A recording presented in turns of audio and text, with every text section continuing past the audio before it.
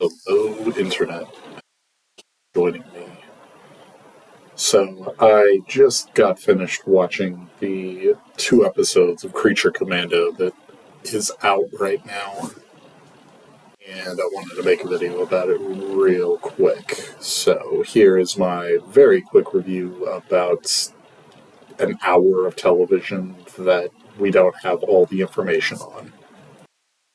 I had something else planned for this week, but my plans didn't work out and I wanted to get something out. So here's my stab at making some kind of content to feed YouTube's algorithm. I'm just going to go ahead and jump right in here. Creature Commandos is an animated series through DC's cinematic universe. It's made by James Gunn, and he's taken over as kind of the Kevin Feige of DC, as opposed to the Kevin Feige of Marvel, because that's the original Kevin Feige. Obviously, Gunn had just worked with DC on Suicide Squad. Not the Suicide Squad, but Suicide Squad. I could be saying that wrong, but I'm doing this very quickly, so I'm going to correct it in editing if I correct it at all. And honestly, his involvement in Suicide Squad probably is the oddest thing about Creature Commando, because they are essentially the same premise. The premise is that you have a team of villainous characters that all get contracted by Amanda to go out and fight crime or do whatever Amanda Waller wants. I'm sick of Amanda Waller, but we're moving past that because this is supposed to be a quick review. Separates Creature Commandos from Suicide Squad is going to be that all of the characters in Creature Commandos they are inhuman characters. That's really the only difference. Otherwise, they are the exact same from a conceptual standpoint here. Consists of the Bride, Weasel, Dr. Phosphorus, you know what? Keeping that flub in, whatever. GI robots, the mermaid chick, Nina, something that I can't pronounce, and Rick Flag, which means that we have dropped Harley Quinn from our lineup, but we're going to keep Rick Flag around. I don't know which one's worse, honestly. I think I'll take Rick Flag just because he hasn't been overused to shit, but I've got a whole other video on why I feel that way. So in these 2 episodes, the basic premise is just going to be that they are going to a fictional country whose name I don't remember. I'll put it up on screen here. And the team has to stop a group of Themyscirian terrorists from causing havoc and killing a princess. That's the very 30,000-foot view premise. But for the things that I want to talk about, that's really all we need to know. It's a bare bones plot, so we don't really need more than that. So let's just move right into what I think is positive about this show. First big initial thoughts here are that I like it. I want to see more. But that's not to say that I don't have criticisms that I'll get into here in a bit. Standout positives are that we just seem to be getting right into it. We're not beating around the bush with setting up a whole bunch of the world or anything. It doesn't really give you a second to acclimate to the DC world. And so I feel like that's positive because you've seen that already. I've seen it a dozen times, and I'm really sick of being reintroduced to the same world. So it getting started right away really is kind of a breath of fresh air. It's like I can start with a fresh palette, but in a familiar setting. So I really thought that was fantastic. It really seems to understand that it doesn't have a lot of time, I think, to be setting up all of this and doing what it wants to do, which, considering everything else I've seen this year, it's definitely a step up because it's not trying to develop 20 characters, even though with an ensemble like this, you could really see it trying to develop this many characters. But it's really only going to focus on, I think, Rick Flag, the Bride, maybe the Mermaid Girl, and maybe Dr. Phosphorus. Everyone else is kind of just window dressing. These first 2 episodes just kind of get in, tell the story they want to tell, and they get out.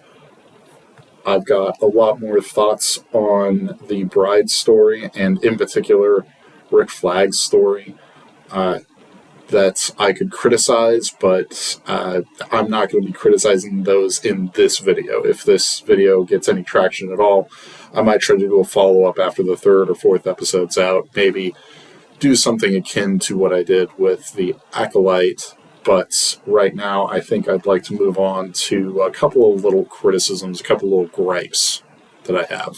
Gripe of the show so far, I think, is actually going to be the animation. It's really stiff. It seems kind of rushed for a production like this, but, you know, Warner and DC have been laying a bunch of stinkers recently, so I can't imagine that they wanted to sink $200 million into this, so I can kind of forgive that in a way, but it really just sticks out because of everything else I'm watching. I mean, I'm watching Dawn to Dawn, for example, and that has some of the best animation of the year, hands down. So seeing this, it just really sticks out to me and really kind of leaves it with a little bit of a black eye and a little bit sour taste in my mouth, I guess you might be able to say. Real complaints about the show right now at episode 2 is just the, I guess, quote-unquote villain/antagonist. The main force of the antagonist team looks like it's going to be a bunch of MRA douchebags, which I'm not against conceptually, but they used the word woke. Now, I've got a whole video idea for how I want to describe my approach to the word woke, but needless to say, I found it very cringe-inducing that they had the guys use that particular word, but it does tell me they are basically creating straw men of a bunch of internet critics. Probably something akin to the Critical Drinker and those guys that you hear about, you see online. I really respect those guys, but I know a lot of people don't like them. But it seems like this show is going to take aim at them specifically and portray them in the most strawman way possible. Which, I gotta say, I'm not a fan of, but I'm trying to kind of squint past it, because I actually really like the idea of Cersei as a villain. I like her design. I like that she's as magic. I've said it before, but I am a sucker for witches and magic. They could lead into a possible Zatanna connection, and I'm all about that shit. So my overall thoughts are more or less positive on the show, but before I get too far away from the MRA antagonist dudes, I just want to say that G.I. Robots, his whole shtick of everything has to relate back to Nazis, is really going to get old. I mean, we're in the 2nd episode, and I'm already sick of it. I already hate that it's going on. I kind of want him to just shut up, because he is literally just a one-note character that just keeps talking about Nazis. And I 100% believe that within the next episode or 2, they're going to make a joke about the MRAs being Nazis. It's just so predictable, and come on, James Gunn, you are way better than this. I even think Sean Gunn does a decent job at playing G.I. Robot, but it's just not gonna be good. if they do that. It's going to be really cliche, and it's going to be super annoying if they do that. The whole premise of the show really seems like it's right up James Gunn's alley, so I'm kind of excited to see the rest of it. I give a little bit more room to this series than I probably should, just because it is James Gunn, and I respect the hell out of the man. He's done great work on a lot of stuff that I've really liked. Guardians of the Galaxy is kind of a big one for me. Also thought that Super was amazing, and so was Slither. I really loved Slither. And hell, I know a lot of people shit on it, but I really kind of like Brightburn. I know it's not fantastic or anything, but I don't mind. Quick review that didn't turn out to be so quick. So if you like what you see here, go ahead and hit subscribe. And if you have any movie suggestions for me or the next thing that I should review or watch, go ahead and leave that down in a comment. Until next time, stay safe, and thanks for watching.